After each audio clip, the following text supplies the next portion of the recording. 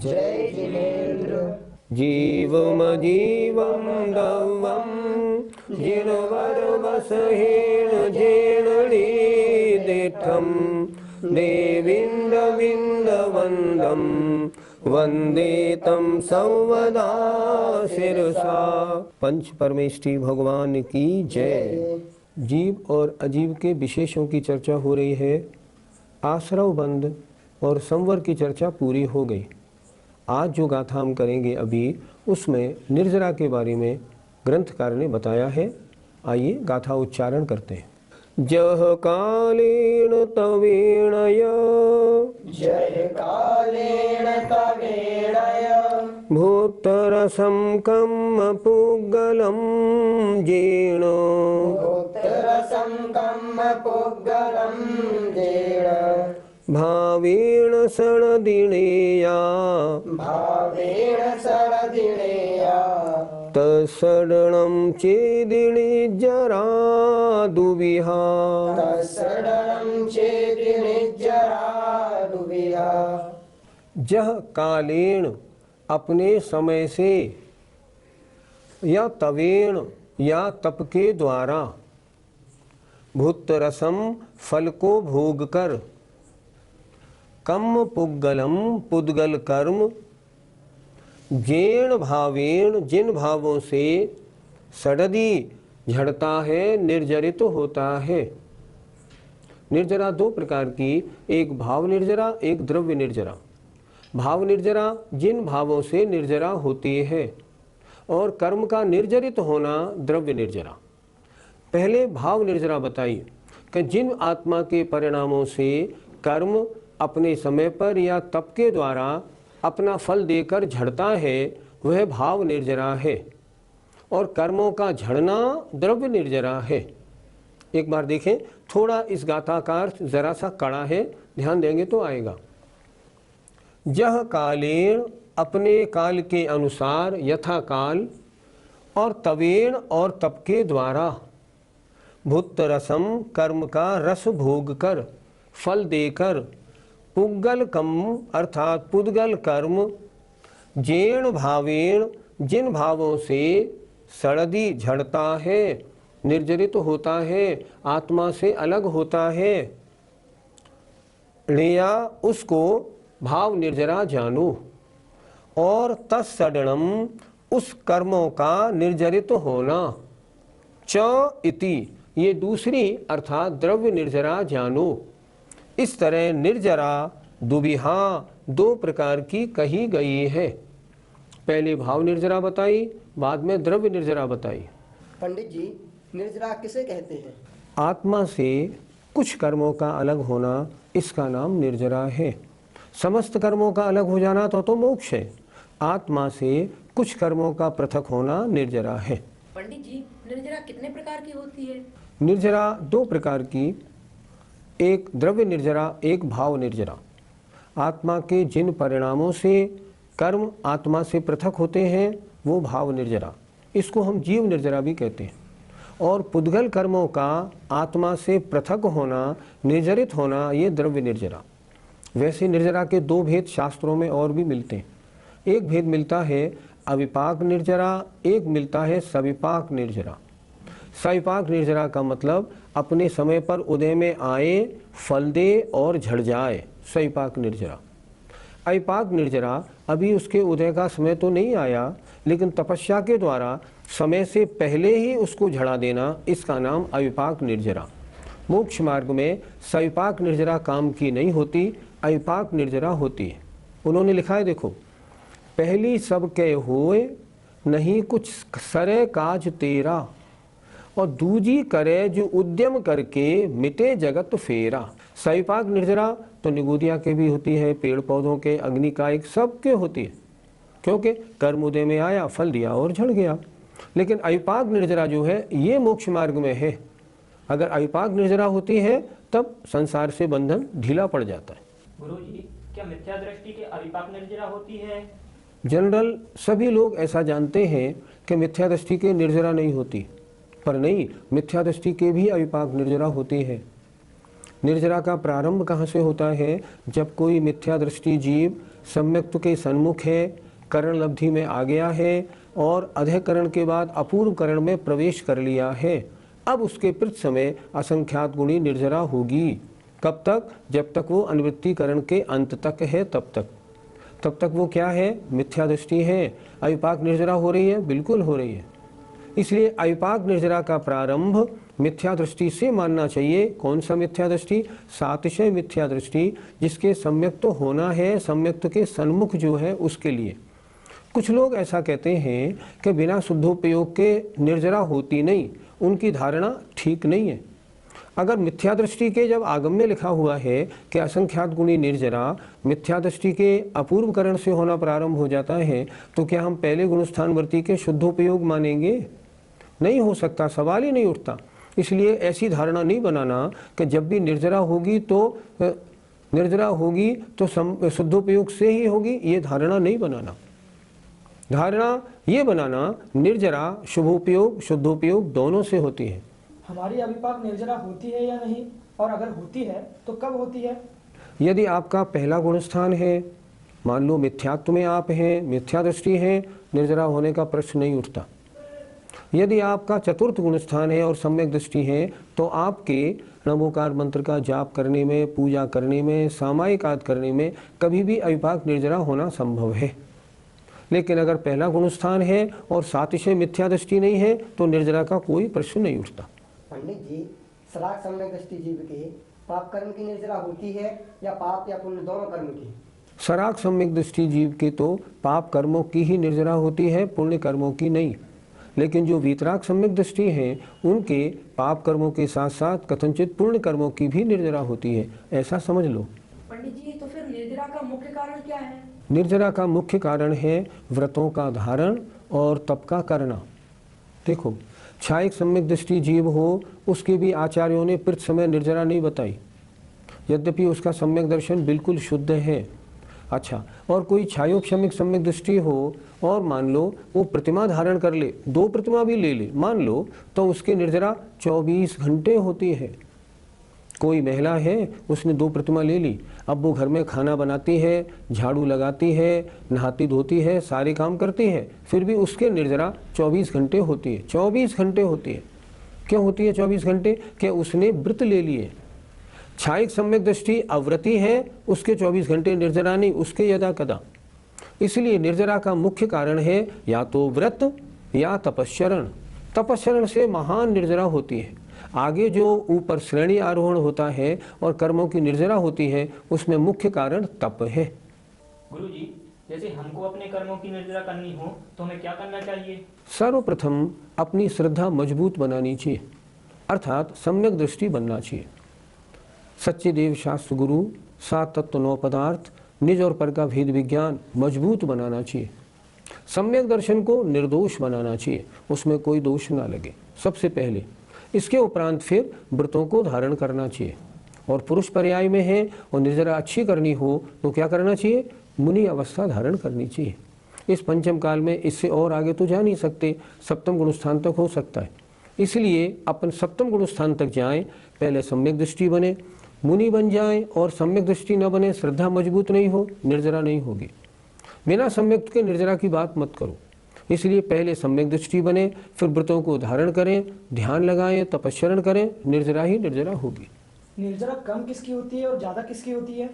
आपके प्रश्न के उत्तर में तत्वार सूत्र के 9वें अध्याय के अंत में एक सूत्र दिया है, उसका अच्छी तरह से हमें अर्थ समझना चाहिए। सूत्र क्या है? सम्यक दृष्टि श्रावक, वृतानंत वियोजक, दर्शन मोह छपकोप शमकोप शांत मोह छपक क्षीण जिनाह क्रमशो संख्ये गुण निर्जरा। उसमें क्या बताया? इन सब 10-11 स्थानों में असंख्यात असंख्यात गुणी निर्जरा होती है। जैसे सबसे पहले लिखा सम्यक दृष्टि, अर्थात जितनी कर्मों की निर्जरा सम्यक्त के सन्मुख मिथ्या दृष्टि करता है, उससे असंख्यात गुणी निर्जरा सम्यक्त में प्रवेश करने वाला सम्यक दृष्टि करता है। उससे असंख्यात गुणी पंचम गुणस्थानवर्ती करता है। पंचम गुणस्थान में भी जितनी प्रतिमाएं ऊपर ऊपर चढ़ता जाता है, उतनी निर्जरा ज़्यादा ज़्यादा होती जाती है। उससे असंख्यात गुणी निर्जरा मुनि महाराज के 6ठे गुणस्थान में, उससे असंख्यात गुणी सप्तम गुण स्थान में होती है। उससे असंख्यात गुणी अनंतानुबंधी की विसंयोजना करने वाले के होती है। उससे असंख्यात गुणी छायिक सम्यक प्राप्त करने वाले के होती है। 10 स्थान क्रम से दिए हुए हैं। सम्यक दृष्टि, श्रावक, वीरता, अनंत, वियोजक, दर्शन, मोह, छपक। उससे असंख्यात गुणी उपसम श्रेणी वाले की होती है। उससे असंख्यात गुणी जो 11वें गुणस्थान वाले उपशांत मोह हैं उनकी होती है।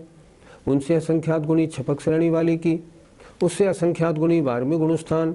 उससे असंख्यात गुणी 13वें गुणस्थान केवली की। उससे असंख्यात गुणी समुद्घात में, और सबसे ज़्यादा निर्जरा 14वें गुणस्थानवर्ती केवली भगवान की होती है।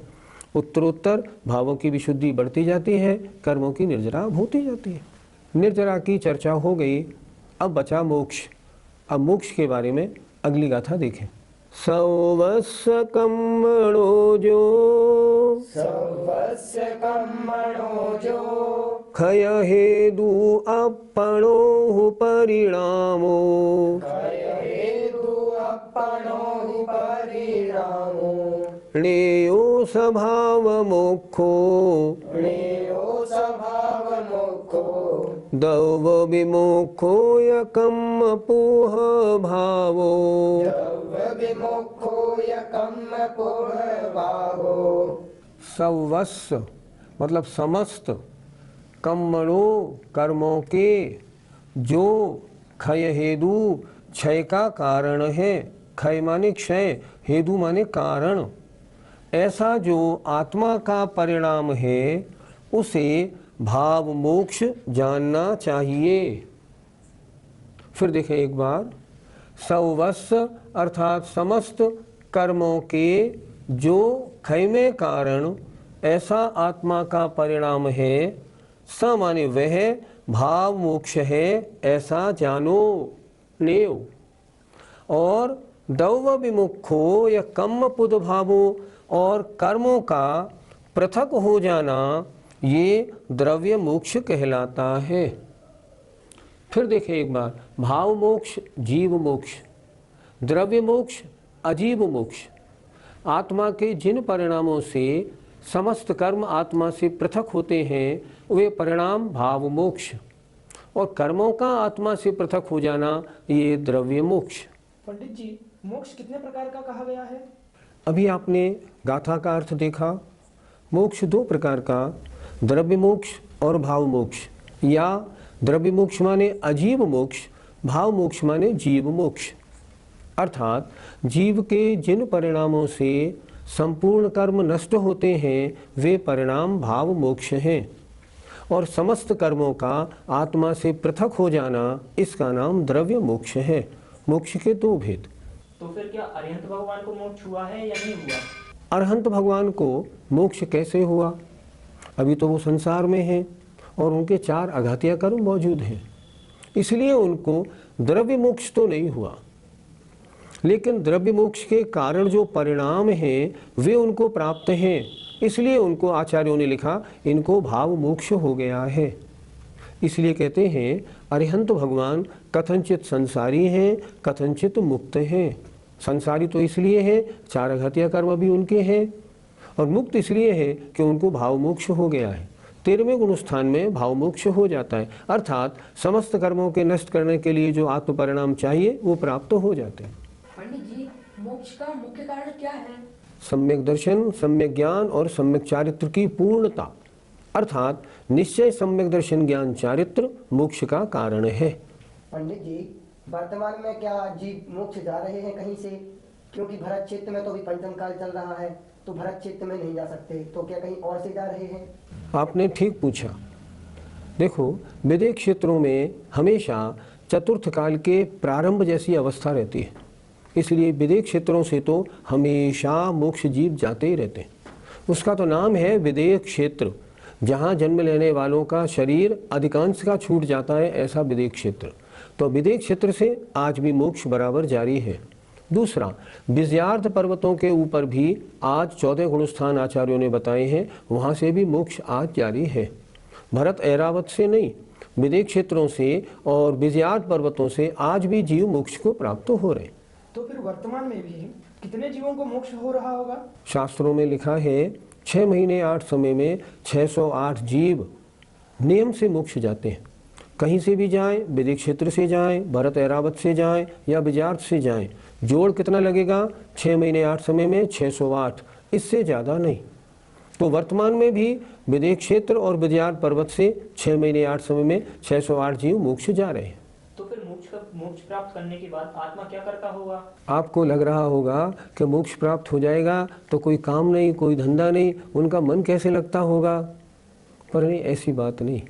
जिस आत्मा को तपस्या के द्वारा मोक्ष प्राप्त होता है तो मोक्ष तो यही होता है। कर्म बंधन कहाँ टूटता है? यहीं टूटता है, मध्यलोक में। यहाँ कर्म बंधन छूटा, आत्मा सीधा ऋजु गति से ऊपर गया और लोक के अग्रभाग में जाके स्थित हो जाता है। सिद्ध शिला पे नहीं बैठता, लोक के अंत में जाके स्थित हो जाता है। अब वहाँ क्या करते हैं? जब तक संसारी थे ढेर सारी आकुलताएं थीं, तरह तरह के सुख दुख सुबह से शाम तक लगे हुए थे। उन सब सुख दुख से मुक्ति हो गई। सुख दुख के कारण जो कर्म का बंधन था उससे भी छूट गए। अब ऊपर क्या करते हैं? अपने आत्मा में मस्त रहते हैं। आनंद ही आनंद है। देखो, एक होता है सुख, एक होता है दुख। इंद्रियों को जो बुरा लगे वो दुख, और इंद्रियों को अच्छा लगे वो सुख। ये तो इंद्रिय सुख की बात हुई। इनसे परे एक होता है अतीन्द्रिय सुख, जिस सुख का इंद्रियों से कोई संबंध नहीं होता। उसके लिए आचार्यों ने लिखा है, इसे कहते हैं आनंद। तो जब सिद्धालय में पहुंच जाते हैं तो क्या करते हैं? परमानंद का भोग करते हैं। आनंद ही आनंद है। दुख किसे कहते हैं? आकुलता का होना दुख है। अब मुझे ये करना, अब मुझे नहाना, अब मुझे खाना खाना, अब मुझे पढ़ाई करनी, सब दुख का काम। वहाँ ऊपर पहुँच गए, अब सुख ही सुख है, कुछ करना शेष नहीं। उनका नाम क्या रखा? सिद्ध जीव। सिद्ध माने जिनके सारे कार्य सिद्ध हो चुके, अब जिन्हें कुछ भी करना शेष नहीं, कृतकृत्य हो चुके हैं, सारे कार्य कर चुके, इसलिए निश्चिंत हैं और परम आनंद में बिल्कुल लीन है। अब दुख का कुछ काम नहीं। पंडित जी, अरहंत और सिद्ध भगवान में क्या अंतर है? हम रोज पूजा में पढ़ते हैं, कर्मन की 63 प्रकृति नाशी। अरहंत भगवान के तो कर्मों की 63 प्रकृतियों का नाश होता है। सिद्ध भगवान के 148 सारी प्रकृतियों का नाश होता है। मूल अंतर तो ये है। अगर कोई ये प्रश्न करे, क्या उनके ज्ञान में, उनके दर्शन में कोई अंतर है? नहीं, कुछ नहीं। दोनों को अनंत ज्ञान है, अनंत दर्शन है, कोई अंतर नहीं। तो क्या सुख में कोई अंतर है? सुख के अंतर के बारे में आचार्यों के 2 मत हमें प्राप्त होते हैं। कुछ आचार्य तो ये कहते हैं अरहंत परमेष्ठी और सिद्ध परमेष्ठी दोनों को अनंत सुख होता है। लेकिन किन्हीं आचार्यों का ऐसा भी कहना है कि अरहंत भगवान का अनंत सुख है और सिद्धों का अव्याबाद सुख है। अरहंत भगवान के सुख में किंचन मात्र बाधा किस कारण से है? क्योंकि उनके असाता वेदनी का उदय है। इसीलिए तत्वासूत्र के 9वें अध्याय में एकादश जिनेंद्र भगवान के 11 परिचय मानी गई हैं। क्यों? असाता वेदनी का उदय है। यद्यपि वो असाता वेदनी दुख देने में कारण नहीं है, रंच मात्र भी, लेकिन फिर भी असाता वेदनी का उदय होने से अनंत सुख तो है, पर अव्याबाद सुख नहीं है। अव्याबाद माने समस्त बाधाओं से रहित। इसलिए किन्हीं आचार्यों का ऐसा मत है कि अरहंतों से सिद्धों का सुख कहीं अधिक है। वैसे इनके 4 घातिया कर्म नष्ट हुए हैं, उनके 8 कर्म नष्ट हो गए। ये अभी संसार में हैं, वो मोक्ष स्थान पर पहुंच चुके हैं, इतना अंतर है। मोक्ष प्राप्ति हमारा लक्ष्य है, तो हमें क्या करना चाहिए? हमें जानकर बड़ी खुशी हुई कि आपका लक्ष्य है मोक्ष प्राप्त करना। ये लक्ष्य तो हर जीव का होना चाहिए। इसके लिए क्या करना चाहिए? इसके लिए इस पर्याय में तो सबसे पहले सम्यक दृष्टि बने, उसके बाद वृत्ति बने, और उसके बाद कहाँ तक आगे बढ़ सकते हैं? एक निर्ग्रंथ साधु बन सकते हैं। यहाँ तक इस पर्याय में बने। हमने माना इस पर्याय से मोक्ष नहीं होगा, लेकिन अगर ये संस्कार लेके अगर स्वर्ग जाएंगे, देव बनेंगे, और देव बनने के बाद जब सिमंदर स्वामी और भगवंतों के समप शरण में जाएंगे और उनकी दिव्य ध्वनि का आनंद लेंगे, तो हमारा सम्यक और वैराग्य और पुष्ट होगा। उससे क्या होगा? फिर हम जब मनुष्य बनेंगे, 1-2 भव में हमारा निर्वाण हो जाएगा। मोक्ष प्राप्ति का वर्तमान में यही साधन है, इसके अलावा कुछ नहीं। और इसके लिए क्या करना चाहिए? सम्यक और व्रतों का धारण और निरंतर आगे बढ़ने की कोशिश, हमें ऐसा करना चाहिए। ऐसा करेंगे तो बिल्कुल हमारा कल्याण होगा, इसमें कोई शक नहीं। आज मोक्ष की चर्चा पूरी हुई। जय जिनेंद्र।